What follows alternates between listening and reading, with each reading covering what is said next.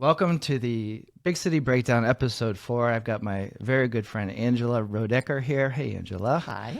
How are you doing? I'm doing great today. Good. Angela has a very unique story, taking on a family legacy that your mom started of running 2 hotels on Bradenton Beach called Silver Resorts, and I've been to both of them, and they're beautiful hotels, and you've done a great job. And so your mom started the business in the 70s, is that right? Yeah, 1971. Wow. Yes. Yes. And then, she purchased some land on Longboat Key and tore down buildings. That was something that she liked to do. She tore down buildings, rebuilt. And then in 1984, she did the same thing on Anna Maria Island, specifically Bradenton Beach. And then I joined her in 1997, became a partner with her, and we built another one in 2001. So at that time, we had 3 hotels, but we since sold the one on Longboat Key. And so now we're just focused on the 2 on Anna Maria. And let's just recognize your mom starting a hotel in the 70s when probably wasn't many women hotel owners at the time. No, not very many women doing what she was doing at all, quite honestly. And, she was never one of these people that raised a sign anywhere. Not that there's anything wrong with that, but that wasn't her style. But she broke ceilings all over the place. And she was a very, very smart woman, never went to college, and always thought that was something that was a negative. But quite honestly, she came through the school of hard knocks. That's what she used to say. And I learned a lot from her from that. She was quite a woman. What was that like working with your mom for all those years? I'm sure that's a challenge in itself. Yeah, it is. It is. It took us, we worked together for about 25 years before she passed away. And it took us probably a good 15 to be able to really work together without any issues. But, I think the main thing that kept us together for as long as we were together was the fact that we trusted each other. And so we used to joke around. I used to say, Mom, how many times would you have wanted to fire me? And she said, plenty. And I said, well, I wanted to quit plenty of times. But we just hung in there with each other because we trusted each other. And it was beautiful in the end because we figured it out. It just took us a long time. Yeah. I'm sure you learned a lot of lessons from her. And I did. Yeah. What are a couple that stand out? I think one of the main lessons that my mother taught me was to first of all, to never give up. She just never gave up. If somebody told her she couldn't do something, she'd get this little twinkle in her eye and she would say, watch me, and I grew up watching that. And so I never really feared anything that might come my way. I always figured I could somehow overcome it because I watched her do it so frequently, not just in business, but in personal life as well. When we first started working together as partners, I would say the biggest learning I had was really just to get all my information before I made decisions. She taught me to remain cool under the worst of circumstances. And I always saw her handle people. She could be one extreme or the other. She could be like, oh, I feel sorry for the person across the table, or she could be extending her hand to somebody and walking through something with somebody as she's firing them. And I just found that part of her to be something that I really wanted. And I worked very hard to watch that side of her and still work at accomplishing that because I thought that was such a great skill. And when did your mom retire and you took over? What was that like? She never retired. No, no, she never retired. The last year of her life, she was sick. So I guess you could say she retired, but that wasn't by choice. She was 86, and the year before, she was walking all the buildings and right up until she was to the point where she couldn't work anymore. And quite honestly, she didn't even realize how sick she was. She just went to the doctor and they realized she had lung cancer and she never came back. And so, she wasn't a quitter. She would have never stopped. Yeah. And now you're carrying on her legacy, which is amazing and doing a great job. I love your hotels. So there's 2 separate hotels. Yes. And both have that old Florida vibe to it. One more than the other. One's more a little tranquil. If you want to get a very old Florida feel and just relax and be on these beautiful white sand beaches and get massages and hang out. And then the other one is in a little beach town. What's the? Well, they're both in Bradenton Beach, but the second one is in what we call the downtown area, which is really small, but it's Bridge Street. Okay. So it's lined with shops and restaurants, and the pier is there, and you can still have access to the beach. They're a little more active. Yes, a lot more active. Yeah, a lot more. Probably be more. A lot more energetic. My style when really? I go. Okay. Sometimes, I guess some weekends I would just get away, right? But it's nice you have the choice. It is, and it's still very family oriented. I mean, there's a lot of, if you're looking for tranquil, BridgeWalk is the name of that property located in Bridge Street. It's really not the place that we would recommend that people go to. Once you get in your rooms, you don't hear the noise outside, but there's just a lot of activity because it's the main place where people come to eat, and there's bars with music and such, but it's still very, very family friendly. And Silver Surf, like you said, is a little bit different. You don't have all that activity around you. So, it's just got a little bit of a different feel to it. Yeah.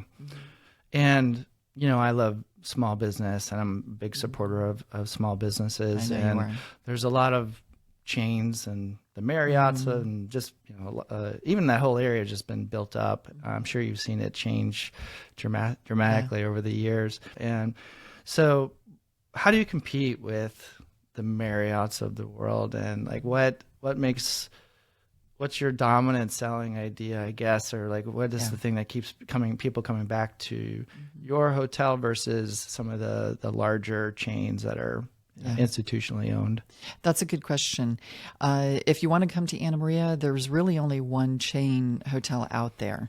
Other than that, it is primarily independently owned. Now, there may be some investment companies or real estate companies that are doing something similar to what we do, but there's a place for the chains. The thing that I think makes Anna Maria Island itself unique is that there's very few chains out there, whether you're looking at a restaurant, a retail space, or a hotel. And so I think that what we compete with, maybe at Siesta Key or Longboat Key, St. Pete Beach, those areas, is that we've created something unique on the island. There's very few places anymore that you can go to that is low rise. And Anna Maria Island is made up of 3 cities, but every single city has an ordinance. You cannot build over 3 stories. Now, if you're an investor, that would probably be like, that's not someplace because I want to build a high rise and make the most out of the land that I have. But the reality is it's kept the quaintness and what I call old Key West style, because I think even Key West has changed a lot. And so it brings back that old Florida feel, and it's slow. We tell people once they check in, you're on island time, and it literally slows down. So I think that's what makes us special. And so when people are comparing us to other locations, we already have a leg up. If you're looking for big and faster, then Anna Maria Island is probably not the location. But if you're looking for that, we've already got a leg up. And then our locations are really quite amazing. But I think what sets us apart from our other competitors on the island is our people. And if you go out and look at our reviews, you're going to see probably the most frequently that people love our staff. We're small. We can pivot easily. We have longevity with our staff. So when people come back, they feel like Cheers used to be, we know your name. We know what you like, and we develop relationships with people. And I think people are really craving that these days, even more so now than ever. And so I think that's what really sets us apart, because you can go stay anywhere on the Anna Maria and it's going to be beautiful, but you won't have the same experience. When you ask about the dominating selling idea, we operate off of this, that we are selling memories. Okay. So from the moment you make a connection with us, whether it's online, whether it's over the phone, or you just simply walk into the office, our job is to make sure that you leave our properties with fond memories. We don't always know why people are coming and staying with us. It sometimes is not for the best of circumstances. Some people come to the island to spread ashes. Some people come because they've got a family member in the area that they're here to visit before they pass. But a majority of our guests are coming because they're reconnecting with their family, they're reconnecting with friends, they're letting go of the day-to-day just rigidness and stress. And so our job is to make sure that when you leave our property, that you have fond memories, that you want to come back and you want to experience it again. Oh, I love that. Yeah. And that's so much about culture in your business. And what are your thoughts of how do you get everybody on your team to kind of buy into that? Is that just right from the start of your hiring? I think you have a list of your mission and vision and values. Right. And do you go over those values with a potential employee? Like how do you get the buy-in from the team to have? I know it's so important to you. And I know you drive that as a leader, and that's so important. But how do you manage that with your staff? How many people are employed? We have 35 employees. Okay. And most of them have been with me for a long period of time. That's good. They range anywhere from, we do have a few that are, less than 2 years, but a majority of them are 8, 10, 15, 25 years. And that in itself creates like that real family environment. But to answer your question specifically, yes, we have a vision, we have a mission, we have our core values. And we're not only presenting it on the wall as words, we live it. And the way that I expect my staff to live it is that they need to see me live it. They need to see my other managers live it. Are we perfect at it all the time? No. And, we just did a little exercise when we get together with each department quarterly. And this time we said we want everybody to be able to recite our mission. Okay. And to be able to recite our core values. And they'll hear us say, when somebody's up against something that might be a challenge or an obstacle, are we meeting our mission? Before we respond to this situation, are we meeting our mission? How do we meet the mission? So oftentimes we rewrite the story because sometimes people come in and we're not perfect and there's a situation. Maybe they're disappointed. Maybe we've messed up and we've created a problem for them. And so it's our job as well to say, how do we generously care for these people and rewrite the story? So they'll hear us say these things over and over again. And I think that that's really important. And that's how we get everybody on the same page. The people, when they come in to interview with us, we put our vision, mission, and core values on paper and we slide it across the table. We ask them to read it. And we say, is this something that you feel like you can stand behind?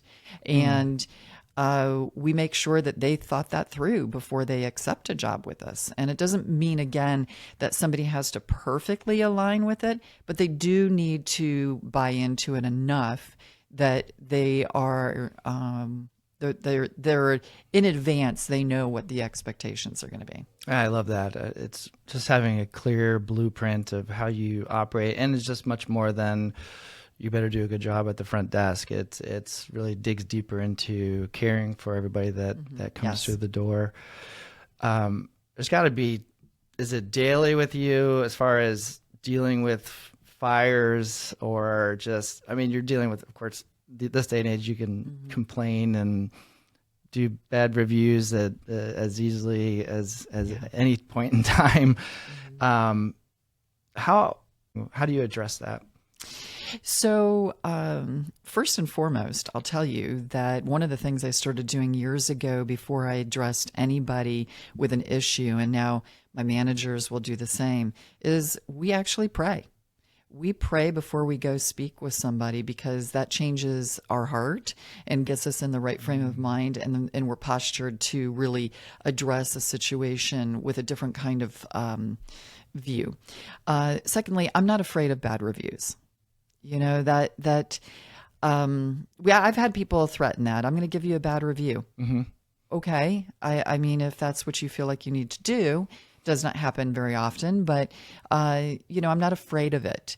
If that's what somebody feels like they have to do, we're not going to go there with them. We're going to, you know, we are hoping that that doesn't happen.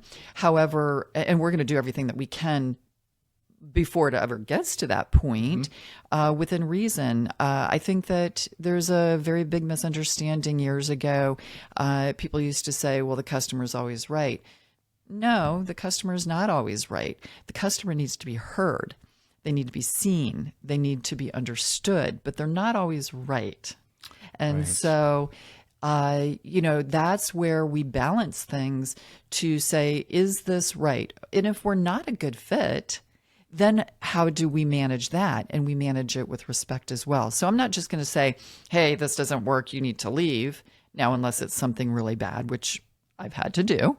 I've had to kick people out of the properties. Over 30 years, I've had to do it a number of times. Really? And even that, to handle it with grace and understanding that people come to us with a lot of things going on in their life, but we don't have to accept it either. So there's boundaries, and, you know, we make sure that no matter what, we do everything with respect and integrity. I love that. And I think having clear expectations of how your staff's going to perform, and not just being fearful of getting a bad review is you don't want to operate in fear. And mistakes happen, right? And I'm sure the majority of almost most people who stay at your hotel, you get a lot of repeat customers, and you get a lot of loyalty. I look at loyalty as starting as a foundation before anybody even begins to build a business. And I think it comes down to the owner's integrity and character.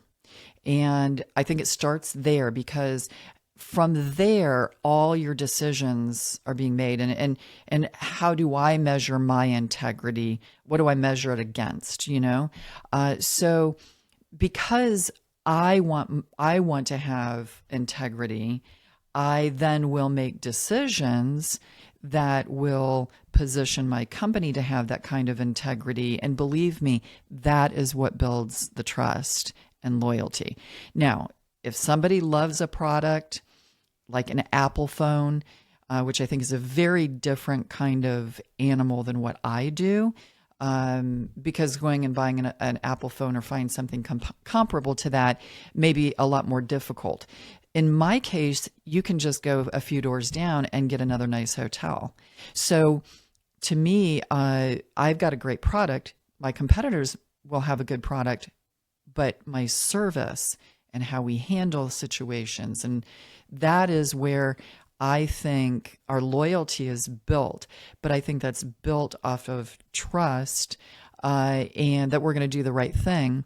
And it starts even before it gets to the guests, because I think that it starts with my employees.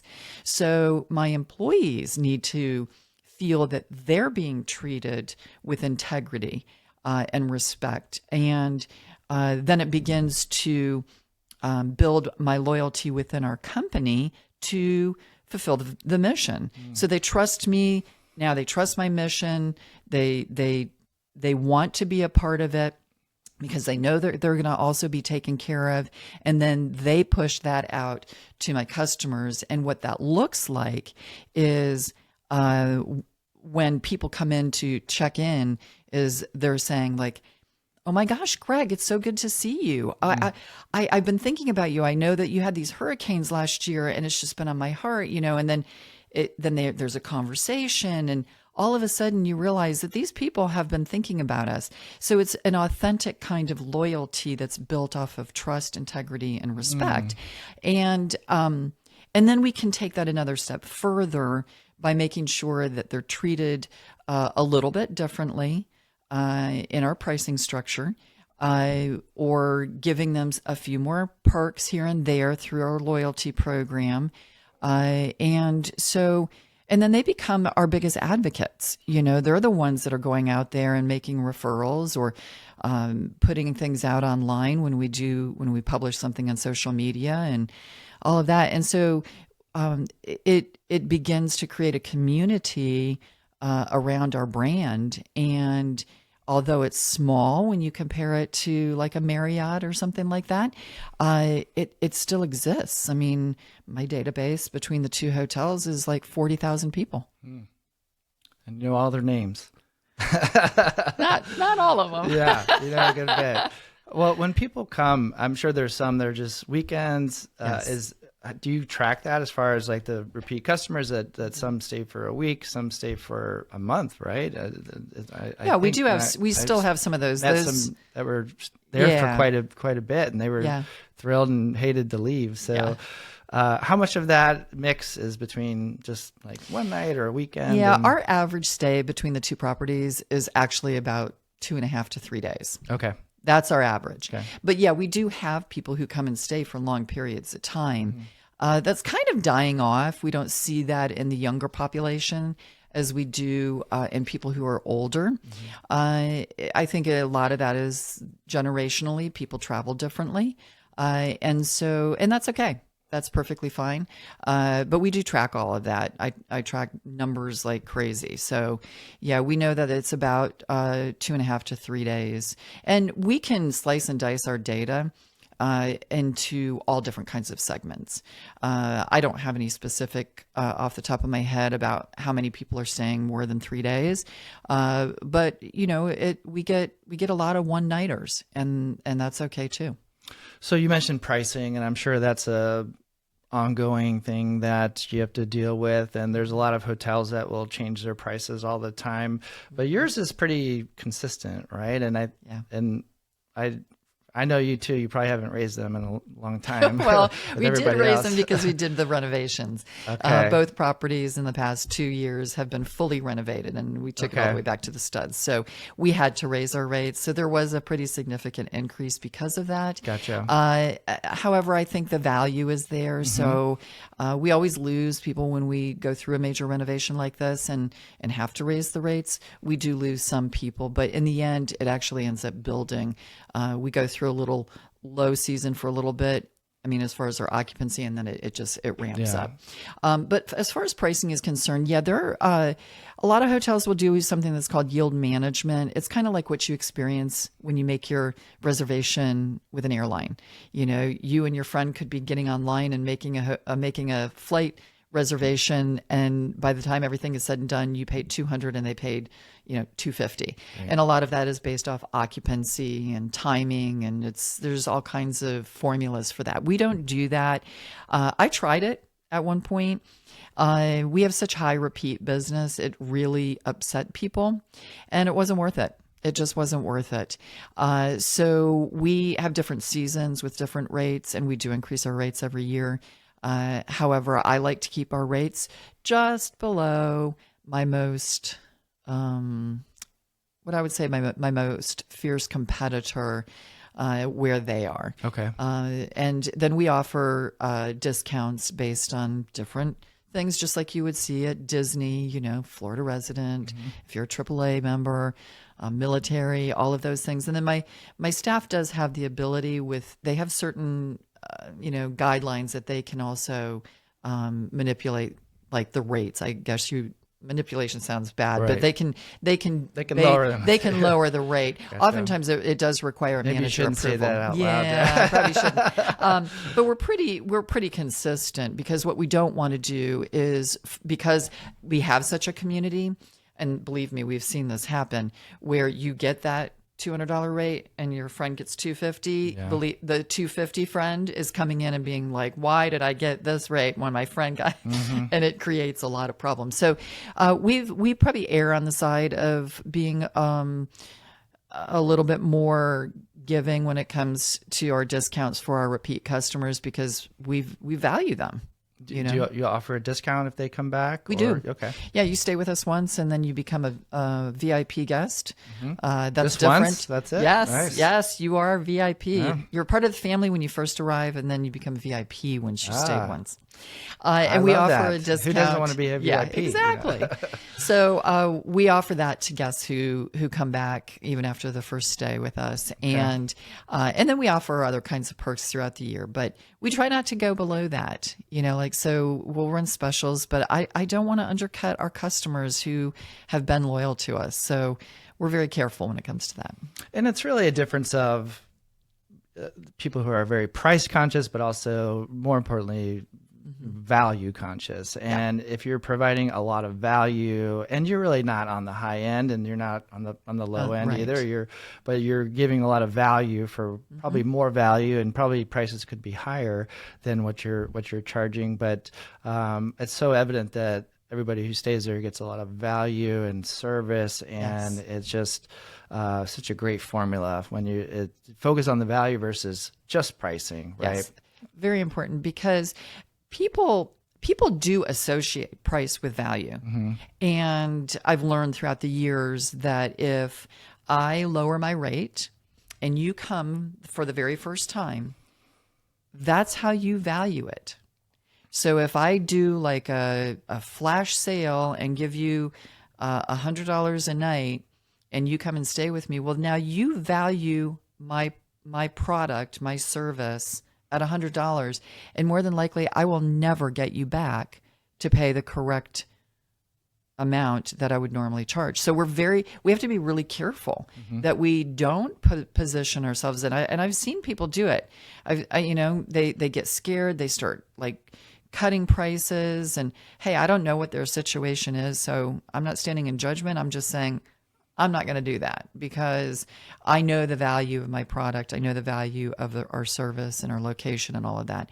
And so I think that that's really important in business in general. We've had this conversation with some other people like, hey, Angela, but are you getting, maybe you should raise your rates even higher, because then people will perceive the value higher. And it's a balancing act. It is. Yeah. We deal with the same thing. And I think sometimes, I'm sure you're the same way, where you would feel a little unsettled about raising prices because you care about the people that are coming and you don't want to burden them. But ultimately it's making sure we have healthy businesses that can continue on, and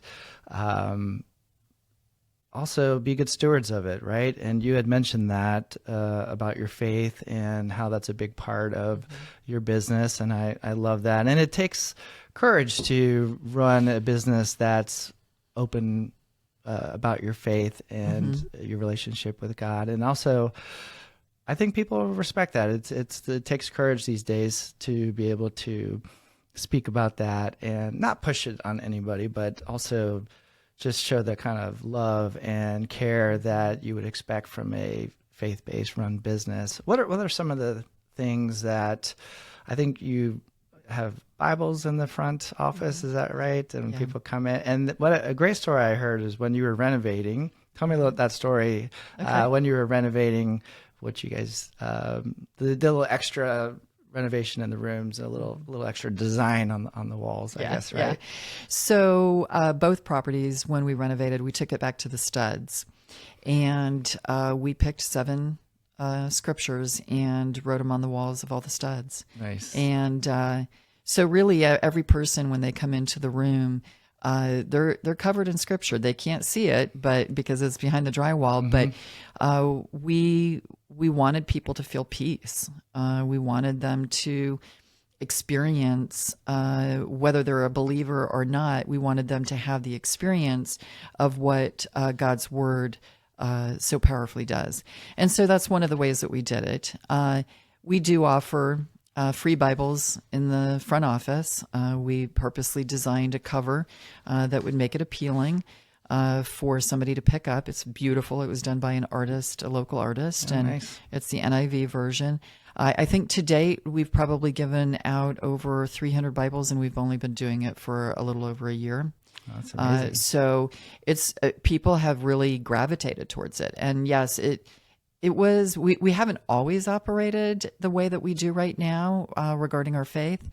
A few years ago, and this was after my mother's passing, although both of us shared our beliefs, and we did a lot of things behind the scenes, I really felt called to bring it out into the open. And a few years ago, I was prompted to even take it another step further. And I'll be honest, it was a little bit scary. And I think because I was afraid that I would lose customers or I would lose employees. But quite honestly, it was the total opposite. We'd already been operating behind the scenes, so our employees already knew that. But our goal is to spread the gospel, but it's not to shove it down people's throats. It's to, if you go to our website, we express what we do on our ministry page. And one of the quotes that I've heard, I'm not even sure who said this, is to preach the gospel at all times and sometimes use your words. And so that's what we tell our staff. We want our guests to feel the love that we have received through our faith. However, if they're not a believer, then I'm not going to shove it down your throat. But you will see scripture in our offices, and you'll see it throughout our property and in different ways. And but more importantly, I want it to shine through in our actions. I love that. Yeah, and to not use your words, is that? Yeah, it's. Preach the gospel at all times and sometimes use your words. Sometimes use your words. Yeah. To me, I love that. It's just to inspire someone of like, wow, what is going on with them? What do they have or what do they believe? And just even pique an interest and find out on their own if that's something that could make a huge difference. And of course, we feel that way. And it is scary to be more open in your faith, and it only helps your business even more. And it's just being brave and unapologetic about it, and just trusting in God and being good stewards of His business. And I know that's a philosophy that you have too of great stewardship. You're a steward of your family's business, and also I know you feel that you were blessed by God to run this business too and make the most of it. It just makes things more meaningful. Yes. And now your family is not it's a family business, but you have other family members that are involved, but you're the one that's kind of running everything.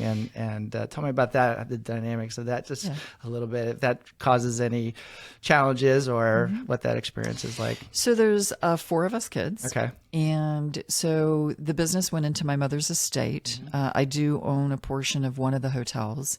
But the balance of it is in her estate as well. And that is for the benefit of us 4 kids.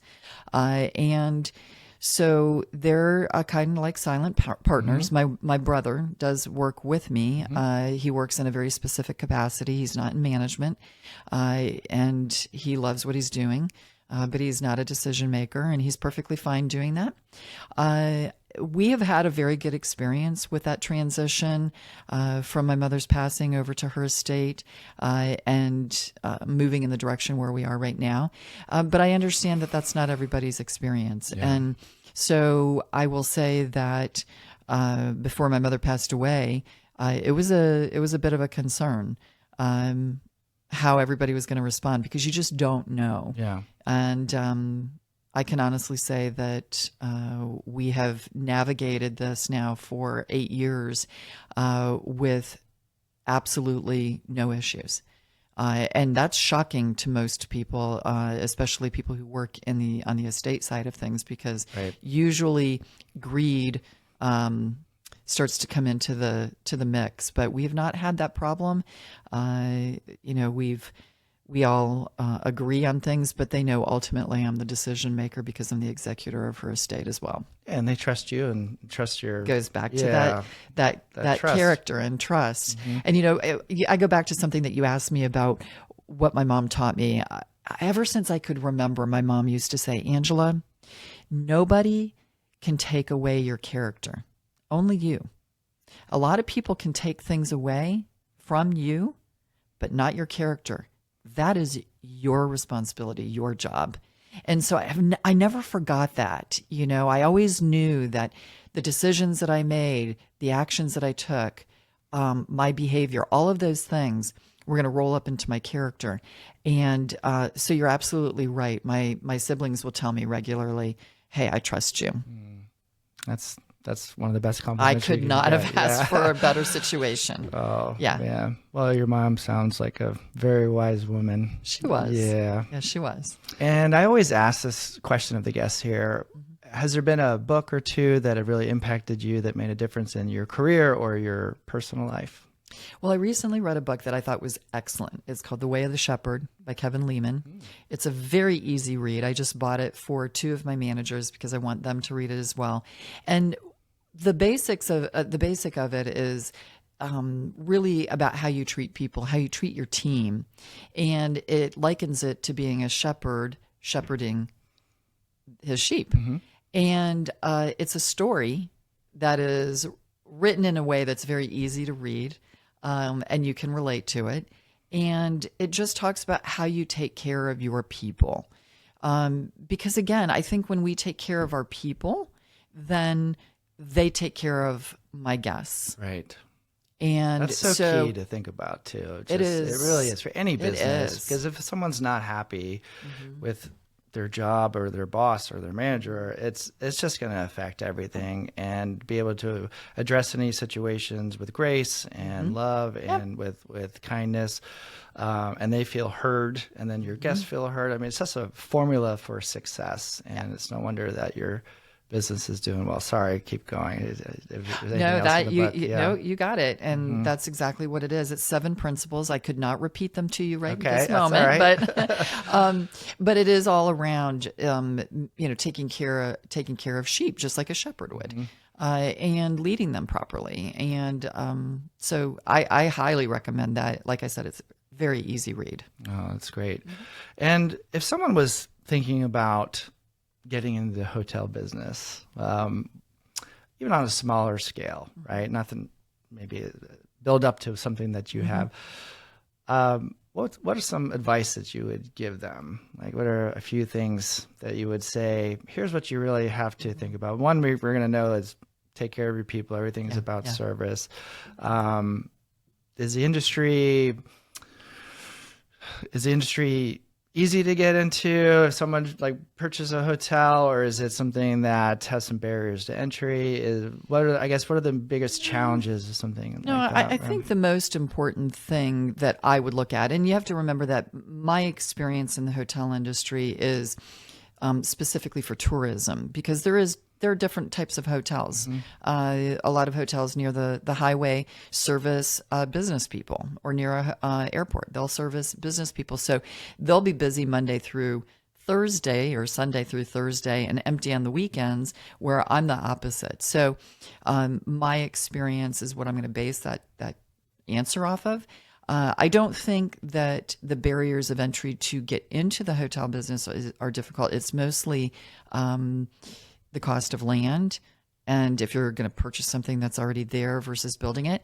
And I think that that's going to be the biggest challenge, is just making sure that you know the industry well enough that you're going to get the return on your investment. Because if you're going to go out onto an island like where we are, the investment is pretty high. So that is probably the biggest barrier to entry, is just getting the money to do it. Gotcha. Whether it's multiple investors, or maybe you just start off small. A lot of people will start off like in a bed and breakfast, but let me tell you, that is a lot of work, because you're usually doing all the work and you can't really afford to bring staff in. So, but it is still a good place to start as far as like building up and, building up the way that you're going to do something within that, within the industry. But, people are getting into the Airbnb and VRBO side of things just by buying houses. I don't think it's quite the same, but it's similar in just a totally different way. But the hotel industry, I would say the one thing that somebody has to have the desire for is to service people, and hey, there's probably a lot of people that are just getting into the hotel industry because maybe it's going to be lucrative. Well, good luck with that, because if you're not into servicing people, it's going to come back. It's going to come back on you somewhere. Yeah. So. And your hotels just shine that how much you care about your guests, and that's why they keep coming back. And it's just, I wish you continued success. And how do people, if they want to find your hotels, where do they go to? They go to silverresorts.com. Okay. Silver That's Resorts. 2 R's in the middle and an S at the end. And then you'll be able to see we've got 2 properties, BridgeWalk and Silver Surf. BridgeWalk is more, exciting, more kind of my style. Yeah. We've got 7 retail stores there and a 300-seat restaurant. And part of that is a coffee shop and also a spa with massage. Nice. Silver Surf is got its own private beach, and we've got boat rentals on the property as well as massage and a tiki out there. Nice. So a little bit different, but yeah, go to silverresorts.com. And a little staycation weekend too, right? Staycations, I've been meaning to yes. go there. When you cross over the bridge, you feel like you're on a totally different, like you're a million miles away. So even anybody locally, from just 20 miles away would feel like they're in the Caribbean. I always say people come all over the world to visit these beaches, and they're in our backyards. I know. But I rarely go, and I'm just, every time I go down there and you see one of those beautiful sunsets as well, I'm just like, why don't I do this more often? Yeah. And I saw when the renovation was going on, but I haven't seen the finished product yet, so I'm excited to see the rooms are pretty big. BridgeWalk's rooms are very large. Yeah, They range from, majority of them are about 800 square feet up to 1,600 square feet. Yeah. Where at Silver Surf, they're a lot smaller. It's about 350 square feet. Good place on to average, bring a family and the kids. And, yes. And mom and dad can go out for a drink later. Yes. So exactly. Well, thank you so much for coming on the show. It's been a pleasure, and you've shared a lot of wisdom, and I just have so much respect for you, and I just appreciate you coming on, and looking forward to come staying at your place here pretty soon. I will, for sure. So, well, thank you for joining us, and we hope you learned something, and we'll see you next time. God bless.